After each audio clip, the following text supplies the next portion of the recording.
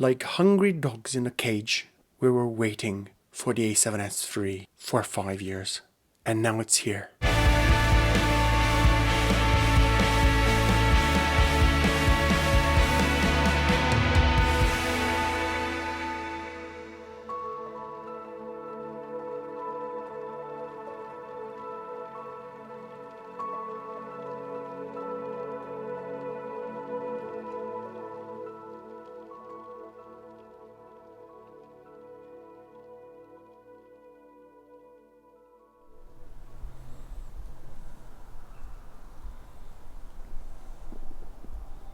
Cap în cap. A7 S3 cu A7 S2.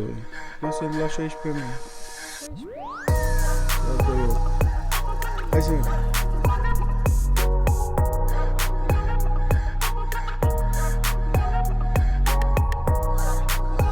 Ergonomics.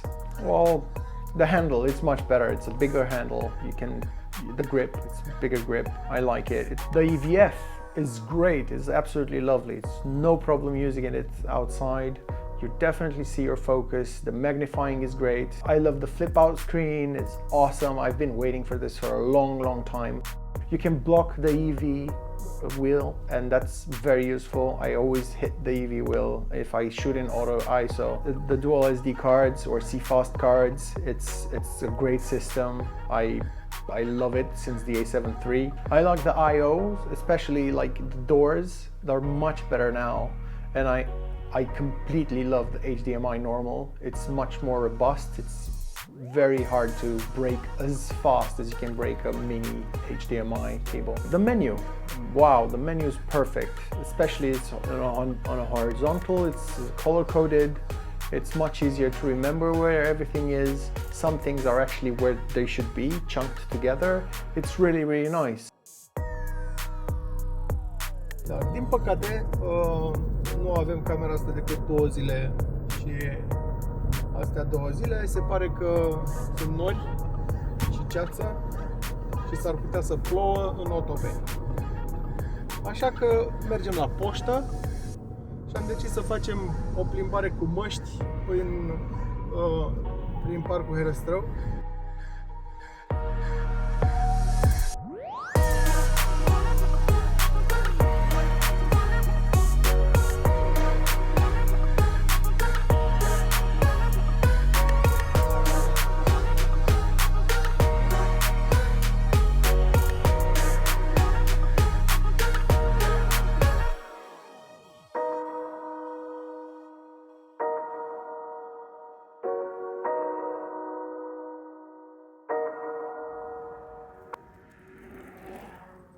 For 42210 bits, you can really tell the difference between 4208 bits and 42210 bits. It's a much chunkier footage, and you can definitely work with it in post and get better results. You have all the possibilities of shooting in 42210 bits. You've got the all intra, the a7siii, the a7S that all the Sonys had until now. You have it in 42210 bits. And that's actually what I think I'm going to use the most if I get this camera. And of course you've got the H.265 codec, which is an a7siii, which is very compressed, and it's going to be pretty hard on your computer, but it takes a lot less space on the SD cards.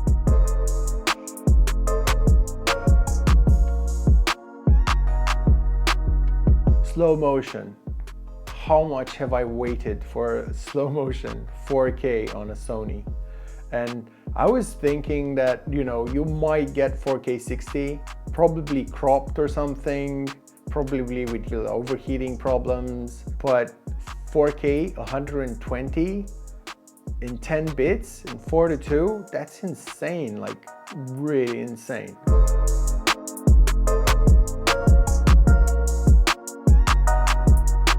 I would show you 120 at all-eye compression, but I can't because I didn't have any CFast card A's on me. So the SD card can record only on 60p on all-eye. But here's how 100 frames per second look on a7S without the eye.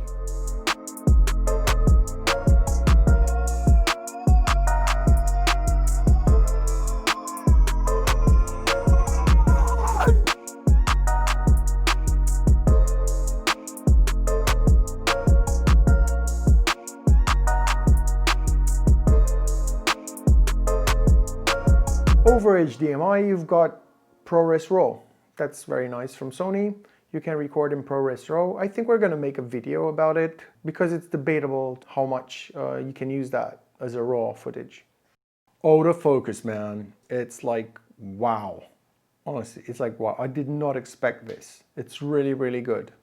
Eye autofocus, touch autofocus, all this stuff really works fine. And also in low light and S-Log3, it still works.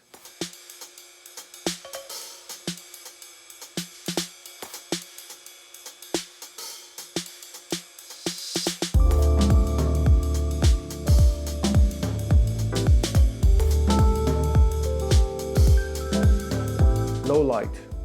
No news for the Martians that A7S is a low light king. We knew this.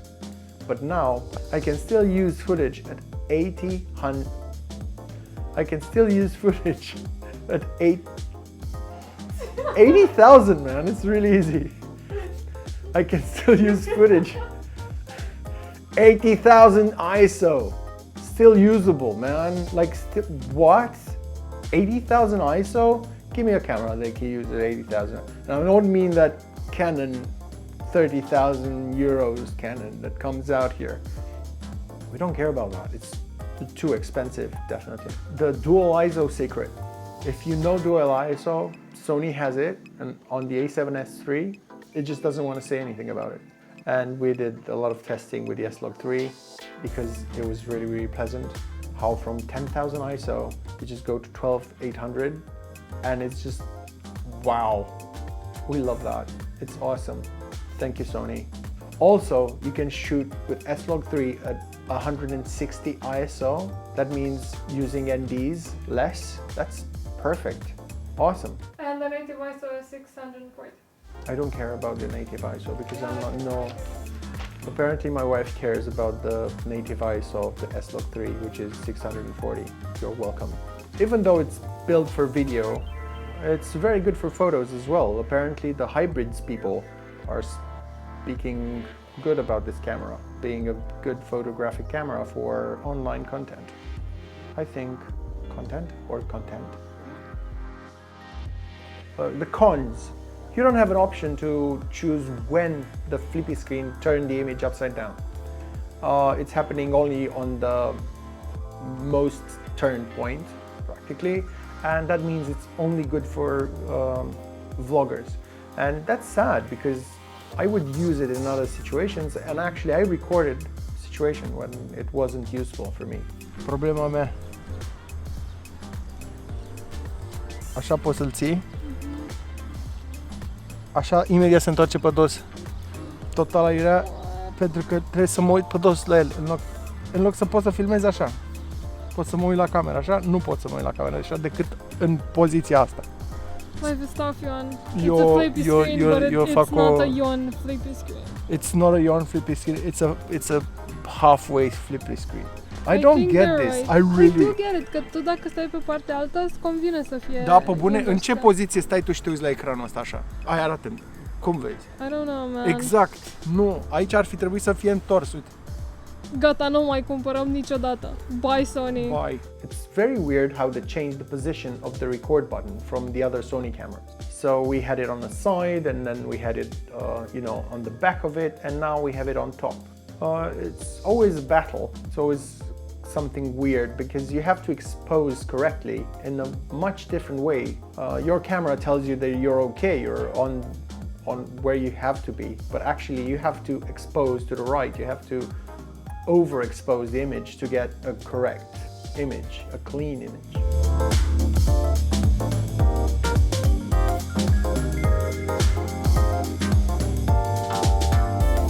Oh, the noises disappeared! Color science. Well, it's kind of similar to the A7S II. You need to tweak it. You gotta put the color phase +2 to get a pinkish skin tone to escape that greenish look. And that's been a Sony trademark since the beginning. The A7 III is better though. The biggest con of them all is that you don't have it If you don't have this camera, you miss it, you want it. If you ever used it, you're gonna want it more. And every time you're gonna shoot, you're gonna ask yourself, how would you feel if you would have this camera and you shoot with it right then and right now?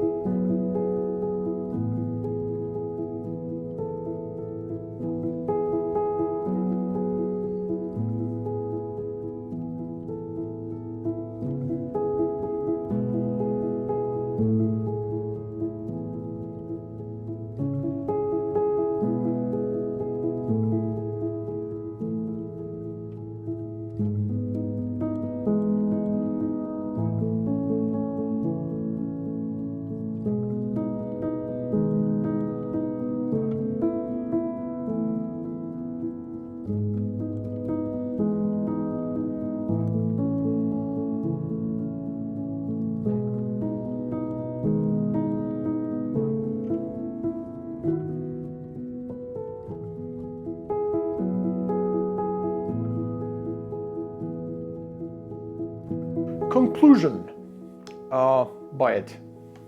Just don't wait for it, just buy it. It's a really good camera. It's practically the best mirrorless camera that I've ever worked with. Some cameras excel at some things. This one excels in many things and it's pretty good at all of them. So it's a no-brainer. Practically the only enemy this camera has is the C70 from Canon. It's also €1,000 more expensive. We thank our local shop, F64, which lent us this camera because we didn't buy it. We don't have the money. We're cheap. We're horrible people, and we're begging for you guys to subscribe and like videos so we can do more of these and we can buy that camera, and we buy that camera, and then we're going to make videos with that camera being cheap and hoping that you guys are going to subscribe and like. So please subscribe and like. If you don't like, don't do anything, just move away. Press unlike. Just don't press unlike, even though I would feel that unlike as well as kind of an appreciation of the fact that we're working here and we're doing things. Thank you very much. Come back to see other videos that we did or we're gonna do. Thank you. Bye. Bye-bye.